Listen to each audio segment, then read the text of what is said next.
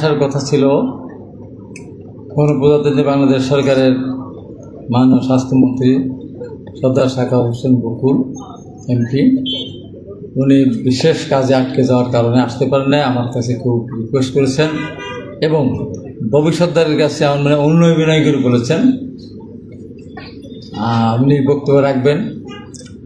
আজকের অনুষ্ঠানকে তিনি আলোকিত করেছেন। আমাদের গর্ব, এই এলাকায় যাকে নিয়ে আমরা গর্ব করতাম, যার চাচা স্বাধীনতা যুদ্ধের সময় জীবন দিয়েছেন কি নির্মমভাবে পাকিস্তানের সেনাবাহিনীরা সেদিন শুনেছি জিপের পিছনে বেঁধে পাবনা শহর ঘুরেছিলেন। অত্যন্ত ভালো আইনজীবী ছিলেন, আইনজীবী সাহেব। তার চাচা আমাদের এই এলাকার যে নেতা ছিলেন, পাবনা জেলা যিনি দায়িত্ব পালন করেছিলেন বিএনপি যখন রাষ্ট্রীয় ক্ষমতা ছিল, আমাদের সবার সেই সদ্য বাজন পড়াত জনাব ফজলুর রহমান, আজকে তারই মেয়ে, যাকে নিয়ে আমরা গর্ব করি, যাকে জোর করে আনার মতো আনা, যে কোনো ব্যাপারে যে কোনো বিষয় ইস্যু দেখালে কেউ যদি আমাকে বলে যে আমাদের সমাজ কল্যাণ মন্ত্রীকে আনতে হবে, এইটুকু তারা বললে আমি তারপর যা জোর করা যা করি সব কিছু করি। আমি জানি কালকে তার বাড়িতে একটা অনুষ্ঠান ছিল, পারিবারিক অনুষ্ঠান। আমাকে উনি বলেছিলেন যে আচ্ছা আমার তো অনুষ্ঠানটা কখন শেষ হবে জানি না, তো সকালবেলা আমি যাব, তো টাইমটা 1 ঘন্টা পিছিয়ে দিলে হয় না? তাহলে ঠিক আছে। আমি মুশকিলে পড়ে গেছি খেলা দেখার পর, নামাজ পড়ে ঘুমানোর পর, এখন থেকে ফোন উনি চলে আসেন। তাহলে একটা জোরে আমরা হাত তালে দিতে পারি না? এই যে তার আন্তরিকতা, এই আজকে আমাদের অনুষ্ঠানের মাধ্যমে ব্যারিস্টার উনি হয়েছেন, কিন্তু লিখতে না করেন, সার্টিফিকেট নিয়ে আসেন নাই বলে। আর আমরা ব্যারিস্টার না হয়ে ব্যারিস্টার লিখি, এটা পার্থক্য। হ্যাঁ, আমাদের আজকে মন্ত্রী উপস্থিত, তুরস্কের বিভিন্ন পর্যায়ের প্রযুক্তির সঙ্গে যারা জড়িত আছে, আমাদের স্থানীয় প্রশাসনের কর্মকর্তাবৃন্দ, স্থানীয় নেতৃবৃন্দ, আমার পাবনা জেলা বিএনপির সদস্য সচিব, 2বার পাবনা জেলা বারের সাধারণ সম্পাদক ছিলেন, 2বার এবার দিয়ে সভাপতি অ্যাডভোকেট মাকসুদুর রহমান মাসুদ খন্দকার সহ। এখানে আমার বসা আছে পটল ভাইয়ের কথা মনে হলে যে ভাইকে যে কীভাবে উনি একটু মানে কি বলবো, আমি কিন্তু শিখেছি ওই জায়গা থেকে। বাংলাদেশে একটা পরিবার, একটা ভাই, যে তার সব ভাইগুলোকে, সব ভাই সন্তানদেরকে এক জায়গায় রেখে নিজের সন্তানের মতো মানুষ করেছেন। আমার মনে হয় আজকের মন্ত্রী মাঝে মধ্যে একটু করতেন যে আমার বাবা আমাদের সে আমার চাচা সন্তানদেরকে বেশি আদর করে। সেই ফজলুর রহমান ভাইয়ের ছোটো ভাই মিজানুর রহমান, আমি তার কাছ থেকে শিখেছি অনেক কিছু। যাক, আজকের এই অনুষ্ঠানটা এতক্ষণে আমাদের কাছে এইটুকু মনে হয়েছে, এটা শুধু একটা মেডিকেল ইকুইপমেন্ট এখানে অনুষ্ঠিত ইন্ডাস্ট্রি উদ্বোধন অনুষ্ঠান, আমার কাছে তা মনে হয়। অনেক কিছু এখানে জড়িত আছে, যেমন 2জন আজকের মন্ত্রীর দাদা, এবং আজকের অনুষ্ঠান বিরোধী আমাদের অত্যন্ত প্রিয় ডাক্তার কামরুল, যাকে নিয়ে গর্ব করে, তার বাবার 71 সালে কীভাবে শহীদ হচ্ছেন, কি নির্মমভাবে যাকে দাফন করা হয়েছিল কষ্ট করে, সে ইতিহাস এখানে উঠে এসেছে। এবং এখানে এটা আজকের অনুষ্ঠানের মধ্য দিয়ে এখানে যারা বক্তব্য রেখেছেন, বিশেষ করে যারা এই মেগাস্থান প্রকল্পের সঙ্গে যারা জড়িত, যাদের উদ্যোগে, যাদের অংশগ্রহণের মধ্য দিয়ে অনুষ্ঠান যাচ্ছে, এখানে আমাদের আজকের অনুষ্ঠানের উপস্থাপক ববি সর্দার, যিনি বারবার আমাকে বলেছেন অনুষ্ঠানটা করার জন্য। লুলু আছে ওসব পিছনে। লুলু এখন ববি সর্দার একটা কথা বলেছে, আপনারা বুঝেছেন কেন আমি জানি না। বুঝেছেন কেউ? বুঝেন না। গত কয়েকদিন আগে তুরস্কের পররাষ্ট্রমন্ত্রী ছিল না, পররাষ্ট্রমন্ত্রী এসেছেন। আসার পরে এখানে আমাদের মাননীয় প্রধানমন্ত্রীর সঙ্গে, মানবিক প্রধানমন্ত্রীর দেখা হয়েছিল, রাষ্ট্রীয় কথা হয়েছে। আমরা যেন আত্মসম্মানে বেঁচে থাকতে পারি, কারোর কাছে যেন আমরা করুণার পাত্র অথবা কারো সরভাই হিসাবে, বা কেউ আমাদের অন্য দৃষ্টিতে তাকালে আমরা যেন মিউ না করি, এইরকম একটা আমাদের স্বাবলম্বী করার জন্য তুরস্কের পক্ষ থেকে এখানে ড্রোন কারখানা স্থাপন করার জন্য ইতিমধ্যে সরকারের সাথে কথা হয়েছে। এখনো বোঝেন নাই ভবিষ্যতের কি বলেছে? ভবিষ্যতের সাথে আমার আলাপ হয়েছিল। এটা তো আপনার বিভিন্ন জায়গা থেকে নিয়ে এসে অ্যাসেম্বল করা হবে। পরবর্তী ধাপে এখানে কাঁচামাল তৈরি করা হবে, আস্তে আস্তে বড় হবে। তো ভবিষ্যতে যেটা বলতে চাচ্ছে আমার মনে হয় সেটা হলো এই, শুধু আমরা মানবতার সেবায় আমরা মেডিকেল ইকুইপমেন্ট তৈরি করব না, আরও কিছু আমরা তৈরি করব যা নিয়ে যেন আমরা সুতায় দাঁড়াতে পারি, নাকি? এই কথাটা উনি বলেছেন। তুরস্কে যারা আছেন তাদেরকে, তারা অনেক বড় কোম্পানি, পৃথিবীর বহু দেশে, মার্কিন যুক্তরাষ্ট্র শুরু করে বহু দেশ কিন্তু সরকারিভাবে শুধু ওগুলি বানায় না, বহু বেসরকারি প্রতিষ্ঠান এগুলো কিন্তু তৈরি করে। তা আমরা মনে করি এখানে আমাদের রাশিয়ানদের উদ্যোগে বা তাদের সাথে আমাদের শেয়ারের মধ্য দিয়ে এখানে পারমাণবিক বিদ্যুৎ কেন্দ্র এখানে চালু হতে যাচ্ছে, অচিরে হবে। এখানে পাশাপাশি এখানে এই মেগাসানের মাধ্যমে আমরা এখানে ওখানে যদি আমরা বিদ্যুৎ উৎপাদনের জন্যই করেছি, পাকিস্তান যখন করেছিল তখন বিদ্যুৎ উৎপাদনের জন্য করেনি, তাদের মাথার ভিতরে অন্য জিনিস ছিল। আমরা এখন ওইটা নিয়েই আছি, কিন্তু মেগাসান দিয়ে আমরা কিন্তু বেসরকারি শুরু করবো ইনশাআল্লাহ, যদি আল্লাহ আমাদের সব। অনেক গণ্যমান্য ব্যক্তিগত, তুমি ওই জায়গায় বসো ভাই পাতা। তো এরকম অনেকে আছেন। আমরা বলি কি, আমরা মানুষ, তো সম্মান দিলে কিছু তো আসা যায় না, বলো কি আমরা সম্মান করলে সম্মান পাওয়া যায়।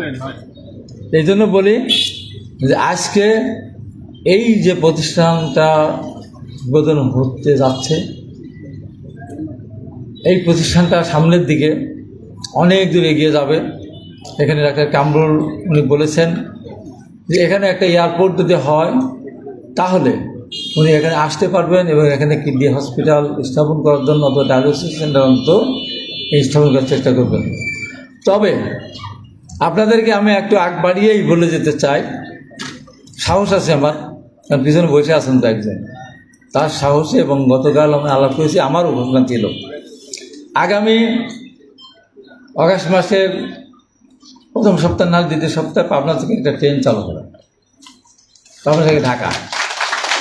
ঈশ্বর যে আসবে না আপাতত, সেটা ব্যবস্থা করা যেতে পারে। এবং আমি বলেছি, কালকে কথা হয়েছে, যদি না আসে আধা ঘন্টা সময়ের বেশি লাগার কথা না, আমার কাছে 1 ঘন্টা লাগবে, তখন আধা ঘন্টার ভিতরে এসে আবার কিছুতে ফিরে যেতে পারবে।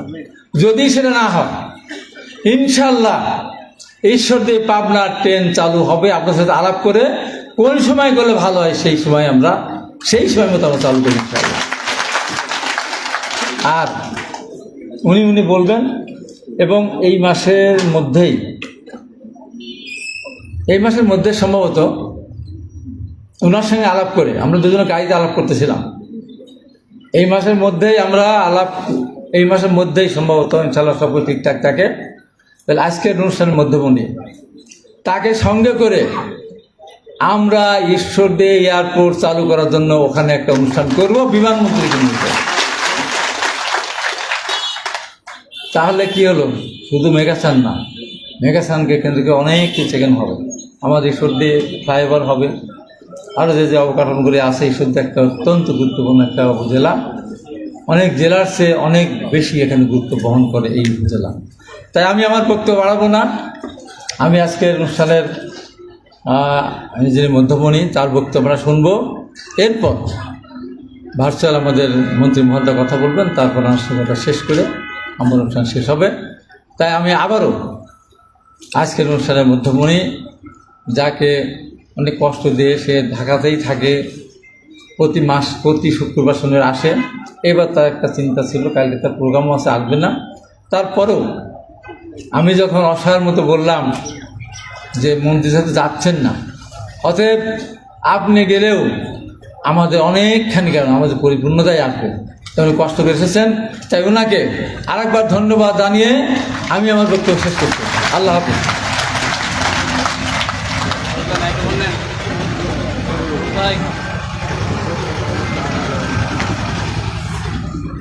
অনেক কথা বলে ফেলেছেন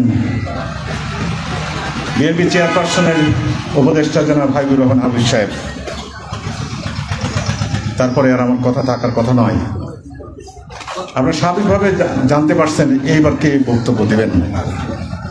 আজকের অনুষ্ঠানের মধ্যমণি অবশ্যই অনেক কষ্ট করে এসেছেন বাই রোডে, আমরা তাকে কষ্টের জন্য আমরা আমরা দুঃখ প্রকাশ করছি। আমি হাবিবুর রহমান হাবিব সাহেবের অনুরোধে এবং বলেছিলাম যে উনি বলেছিলেন যে হেলিকপ্টারের ব্যবস্থা করা যায় কিনা। আমরা আধা ঘন্টার মধ্যে মেঘনা এয়ারলাইন্সের একটি হেলিকপ্টার আমরা জোগাড় করেছিলাম। পরবর্তী পর্যায়ে উনি হেলিকপ্টার বর্জন করে উনি বলছেন আমি সড়ক পথে যাব। এই যে ত্যাগটি এটা স্মরণ রাখবে ম্যাগাজিন কর্তৃপক্ষ। বক্তব্য রাখছেন আজকের অনুষ্ঠানের মধ্যমণি গণপ্রজাতন্ত্রী বাংলাদেশ সরকারের মাননীয় সমাজ কল্যাণ প্রতিমন্ত্রী জনাব ফারজানা ইয়াসমিন এমপি, ফারজানা শারমিন এমপি।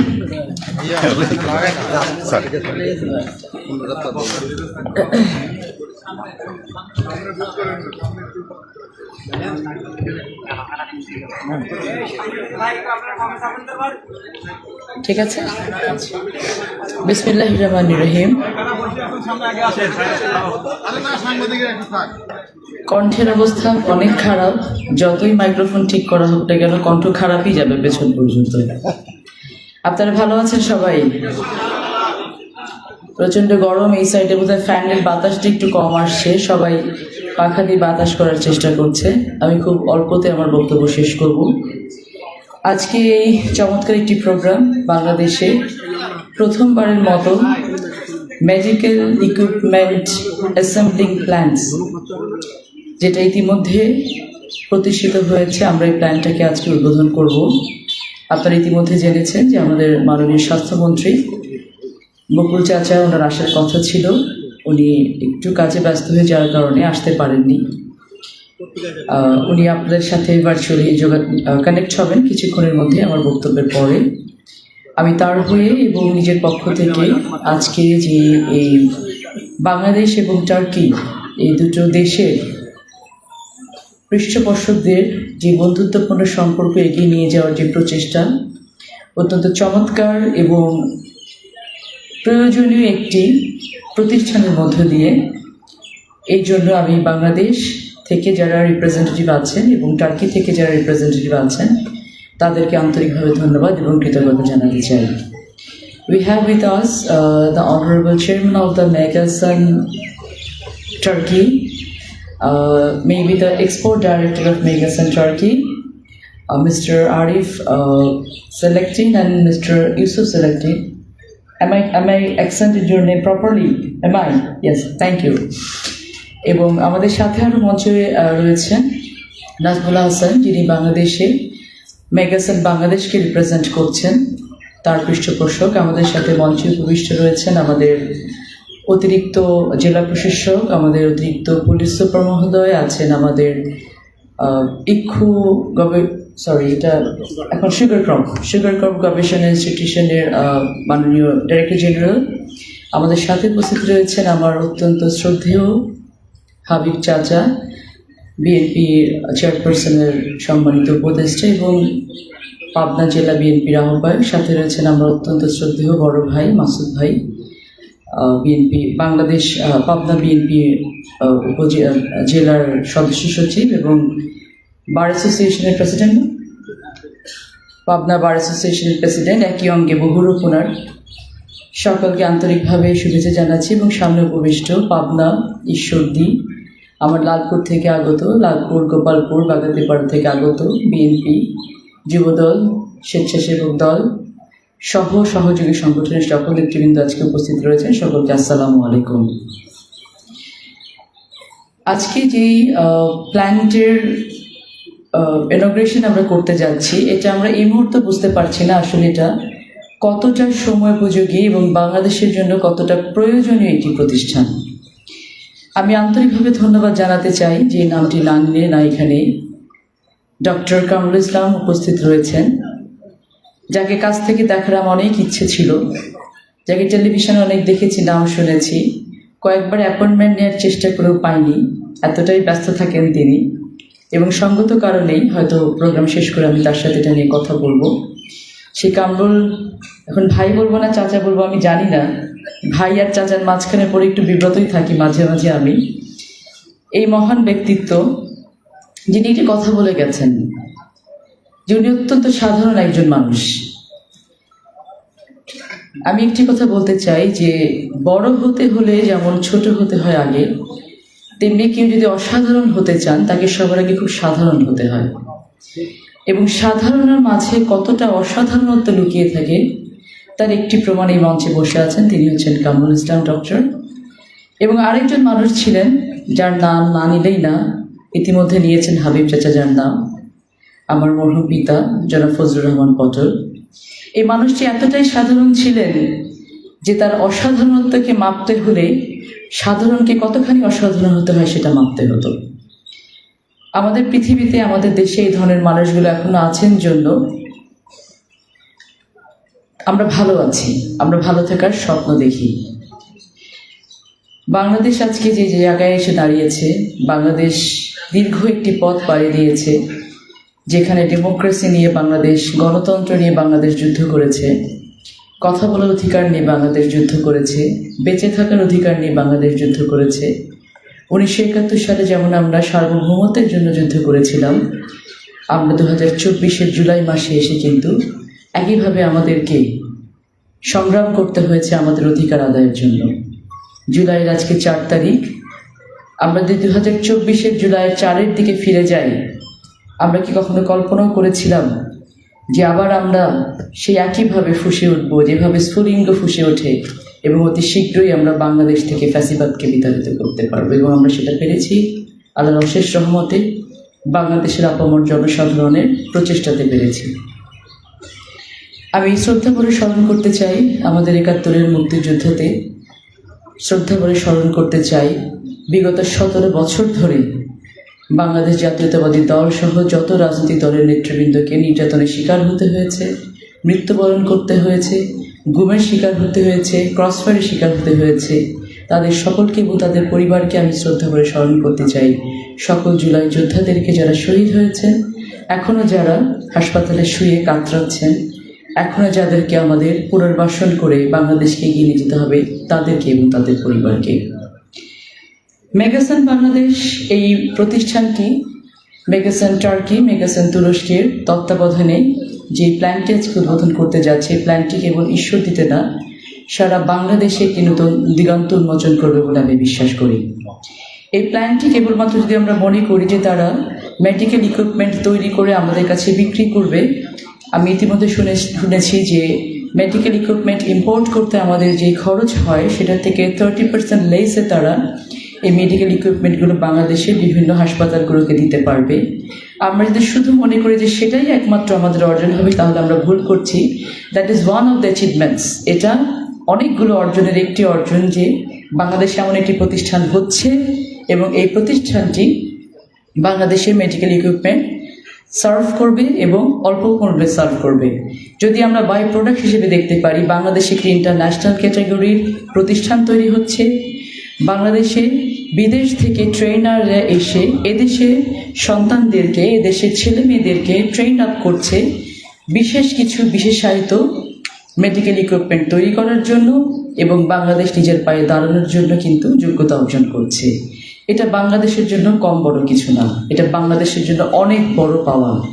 আমরা যেখানে বিদেশ নির্ভরশীলতা কাটিয়ে উঠে বাংলাদেশকে নিজের পায়ে দাঁড় করানোর জন্য, বাংলাদেশের নিজস্ব মেরুদণ্ড শক্ত করে দাঁড় করানোর জন্য কাজ শুরু করেছি, বর্তমান সরকার যেখানে এফডিআই, ফরেন ইনভেস্টমেন্টকে যেখানে বাংলাদেশ সরকার অনেক বেশি প্রায়োরিটাইজ করছে, এবং ইতিমধ্যে নীতিমালা প্রেরণ করা হয়েছে যে যারা ফরেন ইনভেস্টমেন্ট নিয়ে আসবে বাংলাদেশে তাদেরকে সরকারের পক্ষ থেকে ভর্তুকি দেওয়া হবে।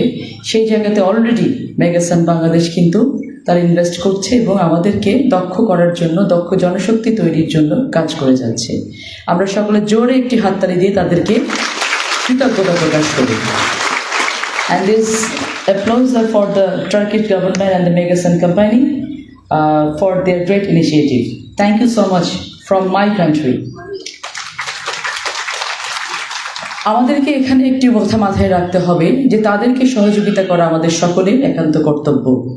আমি অত্যন্ত খুশি হয়েছি এখানে ইউনো মহোদয় আছেন, তিনি বলেছেন, এবং এখানে অতিরিক্ত জেলা প্রশাসক মহোদয় আছেন, তিনিও বলেছেন, পুলিশ সুপার মহোদয় আছেন, তিনিও বলেছেন যে এই প্রতিষ্ঠানের সার্বিক মঙ্গল এবং সফলতার জন্য তারা যত ধরনের সহযোগিতা প্রয়োজন তারা সেটি করবেন। এবং শুধু সেটা না, এটা তো হলো প্রশাসকের পক্ষ থেকে, প্রশাসনের পক্ষ থেকে, কিন্তু আমরা যারা নাগরিক আছি, আমরা যদি মনে করি, আমরা যদি চাই যে এই প্রতিষ্ঠানটি আমাদের দেশের সেবায় কাজে আসুক, তাহলে আমাদেরকেও সহযোগিতা করতে হবে সর্বাত্মকভাবে এই প্রতিষ্ঠানটি যেন তার উত্তরোত্তর অগ্রগতি হয় বা অগ্রগণ্য ভূমিকা পালন করে। I want to assure the authorities and the chairman of the Megasun company here that from my government, whatever you need to establish this plant or any other plant in Bangladesh, we will be beside Turkey and will be beside you, inshallah. এখানে ঈশ্বরদীতে অনেক কিছু আছে। ঈশ্বরদীতে এর উপর পারমাণবিক কেন্দ্র হয়েছে। ঈশ্বরদীতে যোগাযোগ ব্যবস্থাটা কিছুটা অবনতি আছে, যেটা আমরা ইতিমধ্যে কাজ করছি এই যোগাযোগ ব্যবস্থাকে উন্নত করার জন্য। এখানে অনেক বড় একটি চাহিদা রয়েছে ঈশ্বরদী এয়ারপোর্টটা চালু করার জন্য। আমরা জানি যেটা অনেক প্রয়োজনীয় একটি বিষয় এবং এই মুহূর্তে এটা হওয়াটা খুব জরুরি, যাতে করে আমাদের এখানে আরও অনেক বেশি ইনভেস্টমেন্ট আসতে পারে। ইতিমধ্যে আমাদের সেটা নিয়ে কথা হয়েছে এবং অন্যান্য আরও অনেকগুলো এয়ারপোর্ট চালু করা এবং নতুন পুরনো এয়ারপোর্ট যেগুলো বন্ধ হয়ে আছে সেটা চালু করে এবং নতুন এয়ারপোর্ট তৈরি করার এবং চালু করার পেছনে সরকার কাজ করছে, যেগুলোর পেছনে তার মধ্যে ঈশ্বরদী এয়ারপোর্টটিও আছে এবং অনতিবিলম্বে একটি ভেরিফিকেশন টিম ঈশ্বরদীতে আসবে এবং সেটা ভেরিফিকেশন করে কত দ্রুত ফিজিবিলিটি চেক করে আমাদের কি ল্যাকিংসগুলো এখানে আছে, কি ফ্লসগুলো এখানে আছে সেটা আইডেন্টিফাই করে আমরা এটা চালু করার অনতিবিলম্বে ব্যবস্থা করবো, যেন আরিফ এবং ইউসুফদের এখানে আসতে খুব বেশি কষ্ট না হয়। কামরুল ভাই যেন এখানে এসে দিনে চিকিৎসা দিয়ে উনি ফেরত যেতে পারে, সেই ব্যবস্থা আমরা করবো ইনশাআল্লাহ। আমার সরকার পাশে থাকবে। এখানে একটি কিডনি হাসপাতালের কথা বলা হয়েছে, ডায়ালিসিস সেন্টারের কথা বলা হয়েছে। আমি আনন্দের সাথে জানাতে চাই যে ইতিমধ্যে ঈশ্বরদী আমার বাবার বাড়ি, পাবনা লালপুর আমার বাবার বাড়ি, নিজের বাড়ি, ঈশ্বরদী আমার চাচার বাড়ি, পাকশি আমার মামার বাড়ি, সবই আমার নিজের বাড়ি। তো ডানে বামে করে কোনো না কোনোখানে একটি কিডনি এবং ডায়াবেটিক হাসপাতালের অনুমোদন ইতিমধ্যে হয়ে গেছে, সেটা হচ্ছে আমাদের লালপুরে। আমি এখানে আমাদের নাজমুল হাসান ভাই যিনি আছেন তার সাথে আমি ইতিমধ্যে কথা বলেছি, যেহেতু কামরুল ভাই এখানে আছেন, যে একটি ইন্টারন্যাশনাল ক্যাটেগরির কিডনি হাসপাতাল এবং ডায়াবেটিক হাসপাতাল আমরা যেন লালপুরে শুরু করতে পারি, সেটার জন্য আপনারা আমাদেরকে সহযোগিতা করবেন। এবং আমি এটাও শুনেছি যে ডায়ালাইসিস পেশেন্টের জন্য, কিডনি পেশেন্ট যারা সিকেডি পেশেন্ট আছেন তাদেরকে সপ্তাহে 2 বা 3টি ডায়ালাইসিস দিতে হয়। কিন্তু নাজমুল হাসান ভাই আমাকে বলছিলেন যে এমনও পৃথিবীতে স্বাস্থ্য ব্যবস্থাটা এমন উন্নতি হয়েছে যে 15 দিন পর একটি ডায়ালাইসিস নিলেও কিন্তু হয়। আমি আপনাদেরকে অনুরোধ করব, আমরা যখন সরকারের পক্ষ থেকে এই কিডনি এবং ডায়াবেটিক হাসপাতালের কাজটি চালু করব, আপনারা আমাদেরকে সহযোগিতা করবেন। আমরা যেন সেটাকে সেই ইন্টারন্যাশনাল ক্যাটাগরিতে করতে পারি, যেন লালপুর, বাগাতিপাড়া, ঈশ্বরদী, পাবনা সহ রাজশাহীতে চারঘাট, বাঘা সহ সকল অঞ্চলের মানুষগুলো সেখানে এসে সহযোগিতা পায় এবং সুযোগ সুবিধা গ্রহণ করতে পারে। পরিশেষে আমি একটি কথা বলতে চাই যে বর্তমান সরকার যে কোনো ধরনের পজিটিভ কাজের জন্য, যে কোনো ধরনের পজিটিভ এনগেজমেন্টসের জন্য, যে কোনো ধরনের পজিটিভ ইনভেস্টমেন্টের জন্য এবং যে কোনো ধরনের লেজিটিমেট দাবির পেছনে কিন্তু বাংলাদেশ সরকার কাজ করছে এবং তারা চাইছে যে প্রত্যেকটা অঞ্চল থেকে সেই অঞ্চল ভিত্তিক উন্নয়নের জন্য দাবি নিয়ে আপনারা সরকারের কাছে আসুন এবং সরকারের কাছ থেকে সেটি আদায় করে নিন। আমি কথা দিচ্ছি, লালপুর, বাগাতিপাড়ার সাথে সাথে পাবনা, ঈশ্বরদীর সকল কাজ আমি এই অঞ্চলের মেয়ে হিসেবে আপনাদের পাশে থাকবো ইনশাআল্লাহ। আজকে আমরা এই মেগাসানের যে পথ চলা শুরু হচ্ছে, সেই পথ চলাকে আমরা আন্তরিকভাবে ধন্যবাদ জানাই, কৃতজ্ঞতা জানাই, শুভেচ্ছা জানাই। তাদের সাথে তাদের পাশে থাকার প্রত্যয় ব্যক্ত করি এবং আমরা তাদের কাছে চাই যে আপনারা আরও অনেক বেশি মেডিকেল ইনভেস্টমেন্ট হোক, আরও যে কোনো ধরনের ইনভেস্টমেন্ট হোক, আপনারা বাংলাদেশে করার চেষ্টা করবেন। আর একটি বিষয় এখানে কথা হয়েছে লিম্স, বিভিন্ন অর্গানস নিয়ে। আমার সমাজ কল্যাণ মন্ত্রণালয় থেকে আমরা লিম্স তৈরি করি। আপনারা জেনে অবাক হবেন যে আমাদের যারা প্রতিবন্ধী আছেন, প্রতিবন্ধীদের যাদের হাত নেই, পা নেই, তাদের হাত এবং পা আর্টিফিশিয়াল লিম্স তৈরি কিন্তু প্রতিবন্ধীরাই করেন। আমাদের এটা আমাদের কারখানা আছে, প্ল্যান্টস আছে, কিন্তু আমরা খুব বেশি এটা নিয়ে কাজ করতে পারি না, যেহেতু আমাদের ফান্ডের অভাব থাকে অনেক সময়। সো আপনারা যদি এই আর্টিফিশিয়াল লিম্ব ডেভেলপমেন্টের জন্য কোনো প্ল্যান তৈরি করতে চান, কোনো কাজ তৈরি করতে চান, আমি আপনাদেরকে আন্তরিকভাবে এটা অনুরোধ করব, আহ্বান জানাবো, আপনারা সেটা করুন। আমাদের সরকার আপনাদেরকে সেই ধরনের সহযোগিতা করবে ইনশাআল্লাহ। বিকজ বাংলাদেশ সরকারের, বর্তমান সরকারের প্রতিবন্ধীদেরকে নিয়ে একটি আলাদা সেক্টরে কাজ করছে, এবং প্রতিবন্ধিতা যে বাংলাদেশের জন্য কোনো বোঝা না, প্রতিবন্ধিতা যে বাংলাদেশে সম্পদ হতে পারে, সে বিষয়ে কাজ করার জন্য ইতিমধ্যে আমাদের অনারেবল প্রাইম মিনিস্টারের তত্ত্বাবধানে, তার সভাপতিত্বে একটি স্টিয়ারিং কমিটি গঠিত হয়েছে, যে স্টিয়ারিং কমিটিতে একটি প্রতিবন্ধীর জীবন মানকে উন্নত করার জন্য, তাদের ভালো থাকার জন্য যতগুলো মন্ত্রণালয়কে সম্মিলিত করা যায়, সেই সকল 8টা থেকে 10টি মন্ত্রণালয়কে একত্রিত করে তিনি কিন্তু এই কমিটিটি করেছেন, এবং প্রতিবন্ধীদের জীবন বাড়ানোর জন্য আমরা কাজ অলরেডি শুরু করেছি। সো আপনাদের সহযোগিতা সকলের কাছে কামনা করছি, যেন আমরা সরকার বৈদেশিক যে ইনভেস্টমেন্টগুলো আছে সেইগুলো নিয়ে আরও অনেক বেশি ইনভেস্টমেন্ট নিয়ে এসে আমরা আমাদের নিজেদের প্রয়োজন নিজেরা মেটাতে পারি, নিজেরা দক্ষ হতে পারি, এবং একটি পর্যায়ে শিখতে শিখতে, যেমন কামরুল ভাই যেটি বললেন যে একটা সময় 24 ঘন্টা লেগে যে ট্রান্সপ্লান্ট করতে, এখন এত দক্ষতা অর্জন করেছে সকলে 2 ঘন্টায় আমরা সেই কাজটি করতে পারি। আমরা চাই যে বিদেশ থেকে যারা এসে আমাদেরকে শেখাতে চান, আমরা খুব মন প্রাণ দিয়ে যেন জিনিসটা শিখে নিতে পারি। এটা আমাদের জন্য অনেক বড় অপরচুনিটি। শিখে নিয়ে যেন আমরা নিজেদের দেশকে স্বাবলম্বী করতে পারি, নিজের পায়ে দাঁড়াতে পারি, এবং দেশকে স্বাবলম্বী করার কাজ কেবল এবং কেবলমাত্র সরকারের না, আমরা যে জায়গাতে আছি, যে সেক্টরে কাজ করছি, প্রত্যেকটি সেক্টর থেকে যেন আমরা নিজেরা স্বাবলম্বী হই। যার জায়গা থেকে স্বাবলম্বী হলে দেশ স্বাবলম্বী হতে বাধ্য। সকলে ভালো থাকবেন, সকলে দোয়া করবেন, আমার জন্য দোয়া করবেন, বর্তমান সরকারের জন্য দোয়া করবেন, যেন আমরা জনগণের খুব কাছে থেকে আকাশপথে হেলিকপ্টারে যাতায়াতটাকে বাদ দিয়ে সড়ক পথে মাটির মানুষ হয়ে যাতায়াত করতে পারি, এবং আপনাদের কাছে সেভাবেই পৌঁছাতে পারি। সকলে ভালো থাকবেন। বাংলাদেশ জিন্দাবাদ। সবার আগে বাংলাদেশ, সবার জন্য বাংলাদেশ। আসসালামু আলাইকুম।